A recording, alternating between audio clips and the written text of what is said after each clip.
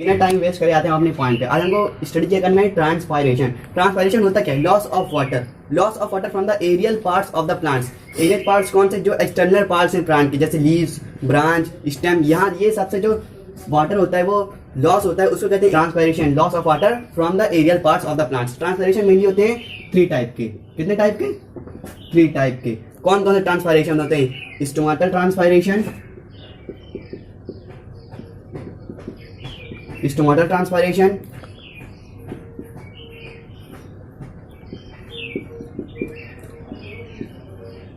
Lenticular transpiration and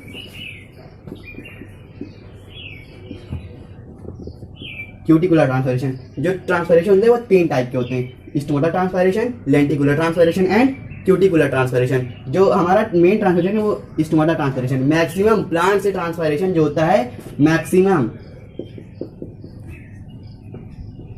वो stomatal transpiration होता है। स्टोमेटल ट्रांसपायरेशन होता क्या है, loss of water from the surface of the aerial parts of the leaf, यानी ये लीफ से होता है स्टोमेटल ट्रांसपायरेशन। लीफ में जो स्टोमाटा होता है उसके थ्रू जो ट्रांसपायरेशन होता है उसे कहते हैं स्टोमेटल ट्रांसपायरेशन।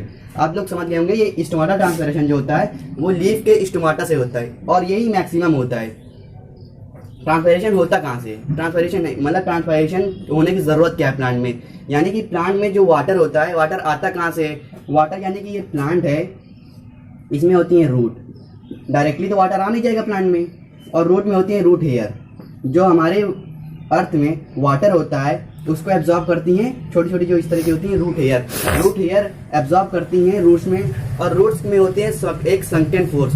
संकटेन फोर्स क्या होता है, वो अगेंस्ट ग्रेविटी होता है। ये एक तरह का फोर्स होता है जो ग्रेविटी के अगेंस्ट लगता है, यानी अगेंस्ट ग्रेविटी, यानी ग्रेविटी तो नीचे की ओर, तो ये अगेंस्ट ग्रेविटी लगता है, तो वाटर हमारे प्लांट में आता है। तो इस संकटेन फोर्स के द्वारा हमारे इस प्लांट में वाटर जाता है, और वाटर जाता है तो जब वाटर की मतलब कि वाटर की क्वांटिटी ज़्यादा हो जाती है तो हमें उसको निकालना ही पड़ेगा। तो निकलता कैसे है, यानी जो हमारा ये सनलाइट है, जब सन की सनलाइट हमारे प्लांट में पड़ती है तो मतलब कि हीट होगी, और जब हीट होगा तो वाटर एवापोरेट होगा। जैसे कि हम लोग घर पे देखते नहीं, जब मम्मी लोग चढ़ाती हैं कुकर मतलब या भगोने वगैरह में पानी चढ़ाती है तो पानी भाप बन के उड़ता है, उसी तरह ये उसी को कहते हैं ट्रांसपायरेशन, एवापोरेट, उसको एवापोरेशन कहते हैं, इसको ट्रांसपायरेशन कहते हैं।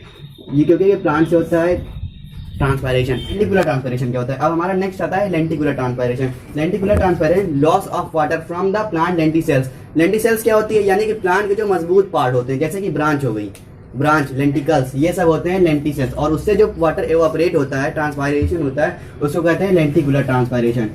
समझ गए होंगे लेंटिकुलर ट्रांसपायरेशन। नेक्स्ट आता है हमारा cuticular transpiration. Transpiration happens directly from the upper layer of the leaves through the wax is known as a cuticular transpiration. Next आता है मैकेनिज्म ऑफ स्टोमाटा। अब मैकेनिज्म ऑफ स्टोमाटा क्या है, ये stomata है, कुछ इस तरह का हमारा स्टोमाटा होता है, देख रहे हैं ना, दिख रहा, कुछ इस तरह का स्टोमाटा होता है, और ये क्लोज होता है, और जब K+ आयन इसमें एंटर होते हैं, यहाँ पे होती हैं गार्ड सेल्स। गार्ड सेल्स ये देखिए, ये होती है गार्ड सेल्स। गार्ड सेल्स इसको स्टोमाटा को ओपनिंग और क्लोजिंग में हेल्प करते हैं, और जब K+ आयन इसमें आते हैं तो ये गार्ड से ओपन हो जाती है और K+ आयन आते हैं, लेकिन K+ आयन के पीछे पीछे H2O यानी हमारा वाटर भी एंटर हो जाता है, और जब K+ आयन के साथ वाटर एंटर हो जाता है तो स्टोमाटा खुला रहता है, तो स्टोमाटा फूल जाता है, और जब K+ आयन निकल जाता है